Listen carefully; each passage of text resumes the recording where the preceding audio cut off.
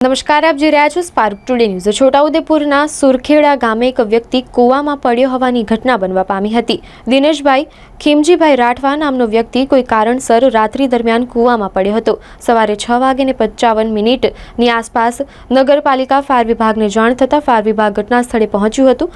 Fire વિભાગ તાત્કાલિક ઘટના સ્થળે પહોંચી વ્યક્તિનું રેસ્ક્યુ કરી સહી સલામત કૂવામાંથી બહાર કાઢવામાં આવ્યો હતો। આજ રોજ સવારના 6:55 છોટાઉદેપુર ફાયર કંટ્રોલ રૂમમાં સુરખેડા ગામમાં એક વ્યક્તિ કૂવામાં પડી ગયેલ છે જેવી વર્દી મળી હતી।